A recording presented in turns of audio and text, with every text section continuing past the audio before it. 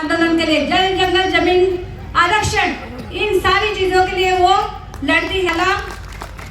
मराठी में वक्तव्य करेगी।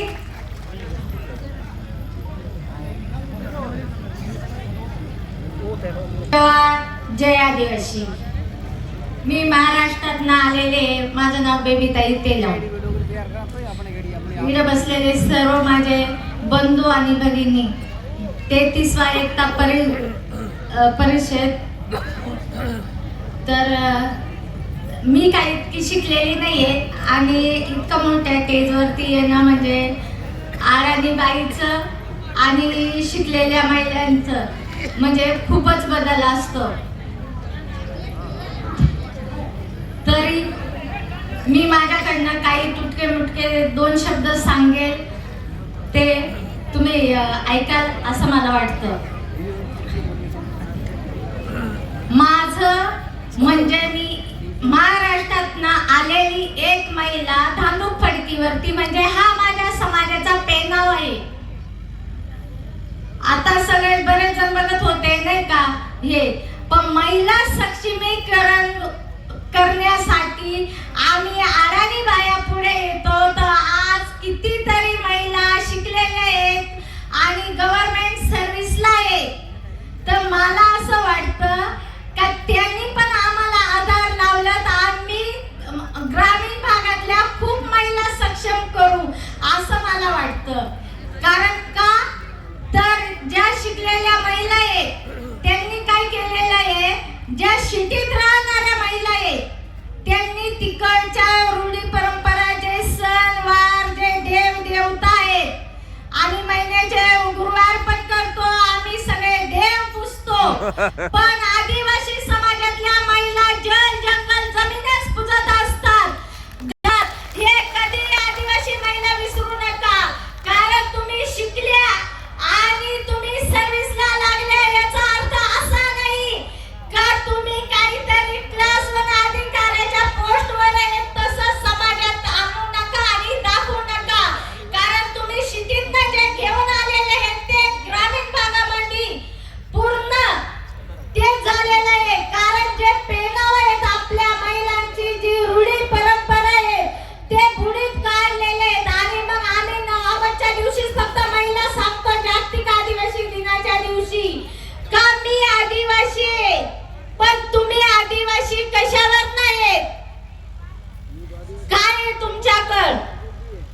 परंपरा या विसरूनच गेल्या तुम्ही सगळ्या। आता प्रत्येक राज्यातल्या ज्या ग्रामीण भागातल्या महिला आहेत त्या कशामुळे, तर त्यांना जे थोडंफार कळतं आणि त्या इतक्या शिकलेल्या नाहीये, पण त्यांच्यावर जे अन्याय होऊन राहिले ग्रामीण भागातल्या महिलांवरती, जे अन्याय होऊन राहिले आणि त्या लढा देत असतात, त्याच्यामुळे त्यांना त्याची जाणीव जास्त आहे आणि त्या खूप लढतात। पण त्याच्या मागचा एक भाग आहे, ज्या शिकलेल्या महिला आहेत त्यांना संविधानाच्या कायद्याचा अभ्यास करा आणि ज्यांनी केलेला आहे त्यांनी आमच्या अडाणी महिला, कारण तुम्ही संविधानाच्या यांनी लढू शकतात कायद्याने, आम्हाला कायदे काय माहित आहेत, पण आता कायद्याने लढायची बी वेळ संपली आपली।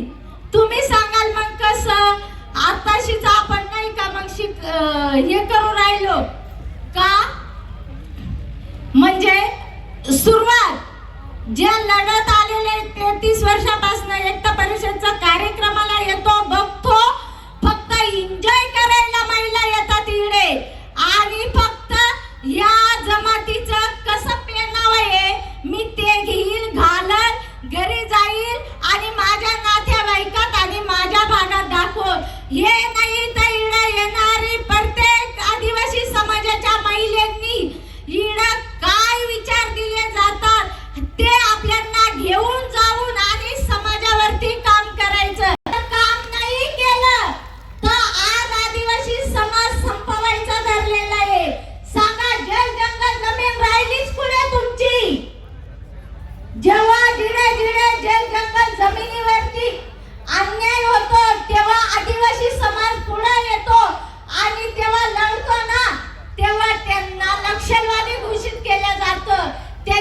आम्ही केसेस होतात. आज आमच्यासारखे आम्ही जमिनी वाचवायला जातो. मी महाराष्ट्रातनं आलेले, नाशिक जिल्ह्यातनं तुम्हाला सांगते, आमच्या भागामध्ये पर्यटन स्थळ म्हणजे आता तुम्हाला रस्ते चांगले पाहिजे. आपल्या पूर्वजांना रस्ते लागत होते का? आज लागतात का आपल्याला रस्ते? काय आहे? जल जंगल जमीन आपलीच आहे.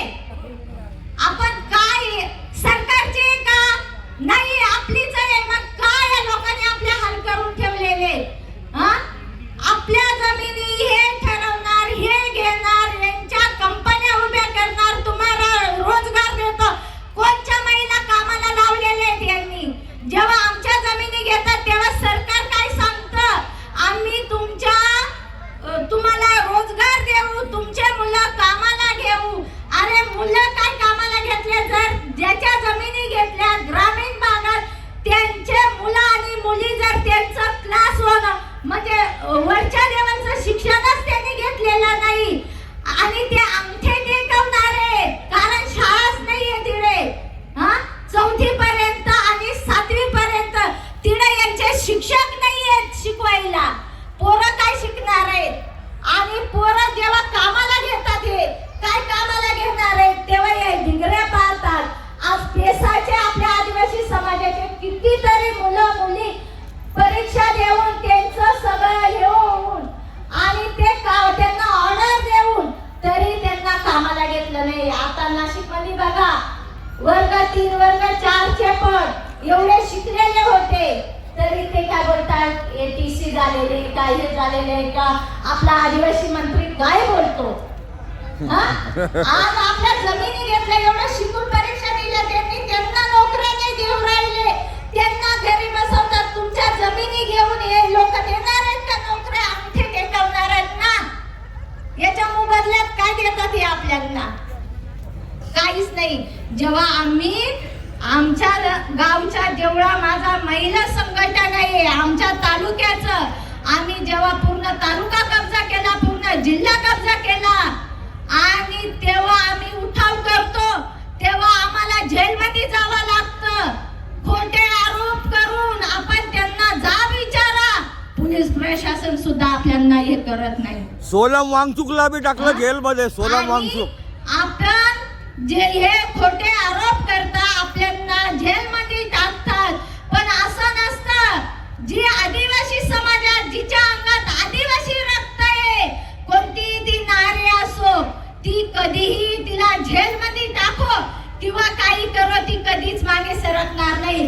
कारण आपल्या क्रांतिकार महिला पण झालेल्या आहेत. राणी झलकारीबाई, राणी दुर्गावती, त्या तर शिकलेल्या पण नव्हत्या, त्या लढल्या म्हणून आलेल्या सर्व महिला बसलेल्या आहेत.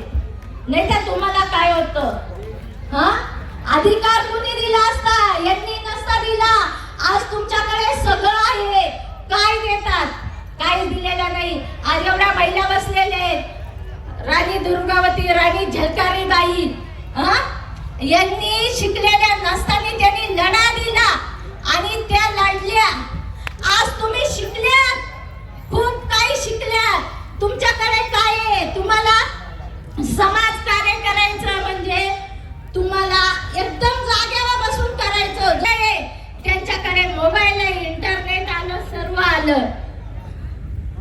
तुम्ही केलं पाहिजे ना बसून. तुम्हाला आमच्यासारखं नाही.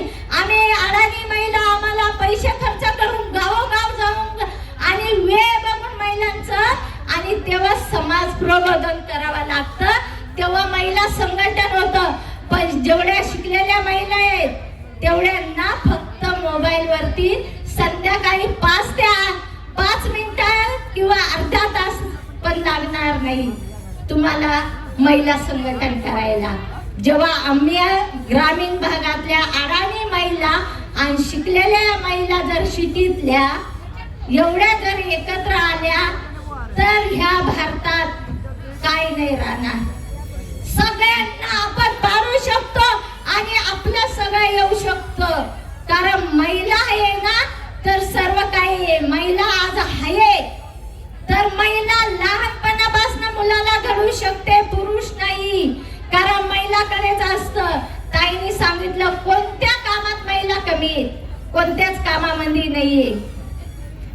तर मी सर्वांना सांगते, इकडे जेवढे कार्यक्रमाला महिला आलेले त्यांनी एक लक्षात घ्या, इकडं खूप काही, मला काही बोलता येत नाहीये, पण माझ्यापेक्षा अजून खूप काही वक्ते आहेत, एवढे विचारायचे, त्यांचा अभ्यास खूप आहे, त्यांच्याकडनं काहीतरी घेण्यासारखं आहे, तर ते इकडं घेऊन जायचं आणि समाजावरती काम करायचं. ज्या अडचणी आल्या त्याच्यावरती आपल्याला काम करायचं आणि पुढच्या आपण प्रत्येक वर्षाला इडं येतो.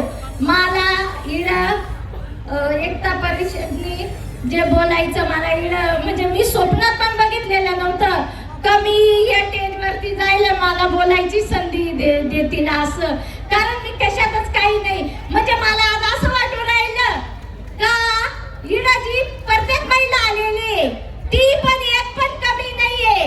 म्हणजे मी बोलते याच्यापेक्षा मग काही असो, पण ते आमच्यापेक्षा पण त्यांच्याकडे काहीतरी इडं देण्यासारखं आहे, ते पण आम्ही घेऊन जाण्यासारखं आहे, कारण आम्ही ते जपून नेऊ आणि खूप काही काम करू. तुम्ही सांगाल तसं. आणि माझ्याकडनं काही चुकलं असेल, कारण मला हिंदी येतच नाहीये, कारण मी शिकलेली नाही, मला बोलता येत नाही तेवढं, नाही का. सगळे बोलत असतील ही बाई आली काहीतरी समाजावरती, जे आपल्या आदिवासी समाजावर अन्याय होता आणि त्या अन्यायाला संघर्ष करता करता मी इथपर्यंत आले आणि मला एवढ्या मोठ्या स्टेजवरती आज उभं केलं.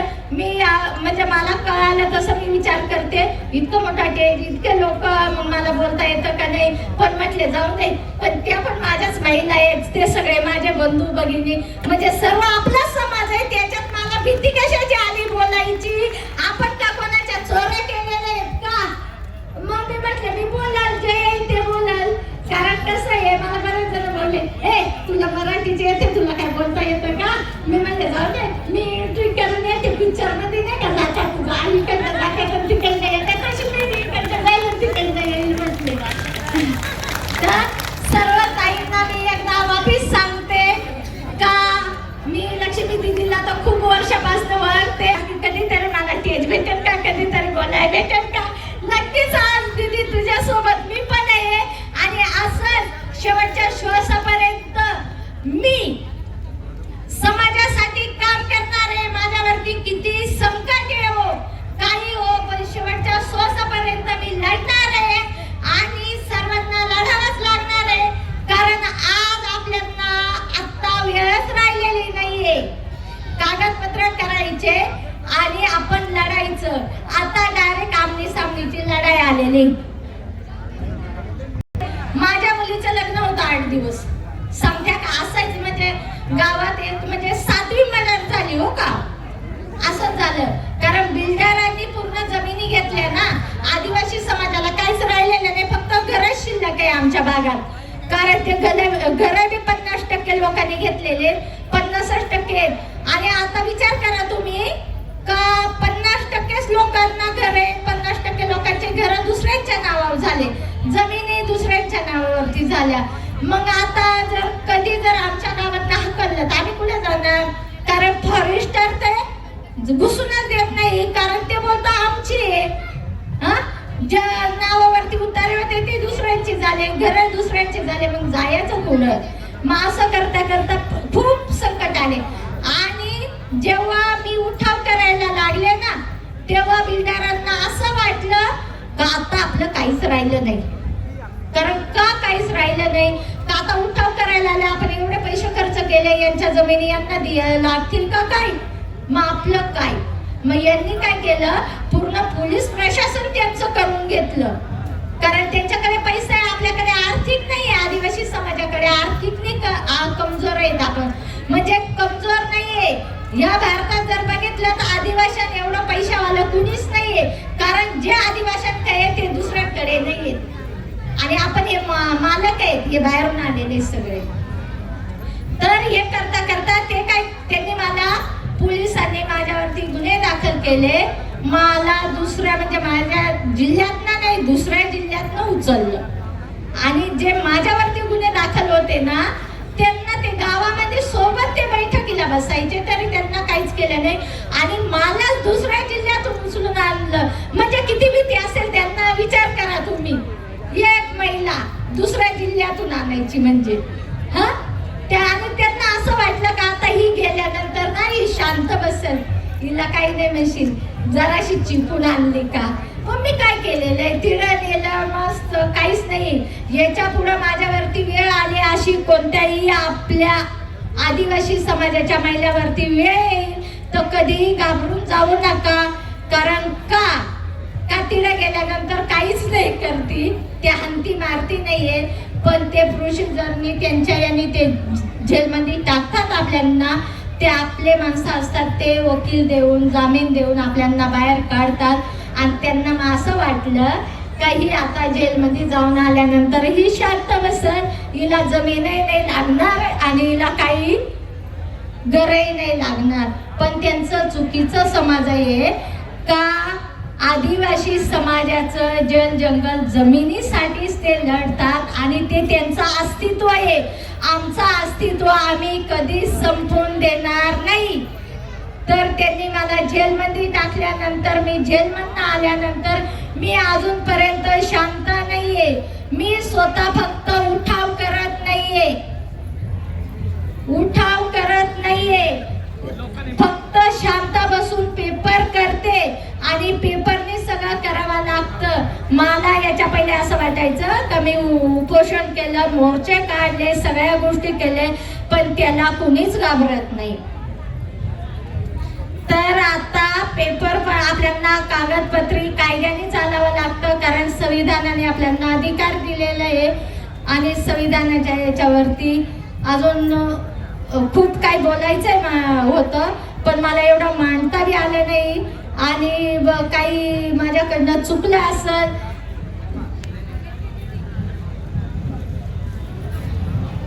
तर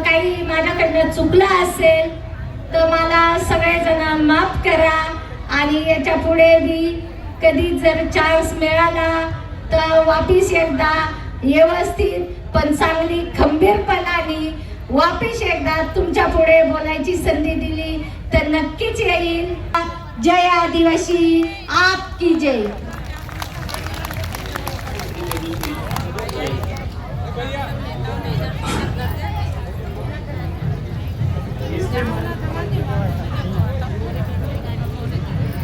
विधायक मैडम मंजू जी हमारे बीच आए हैं. आपका आदिवासी एकता परिषद 33वें सम्मेलन में बहुत बहुत स्वागत, अभिनंदन. जोरदार तालियों से मैडम का स्वागत कीजिए.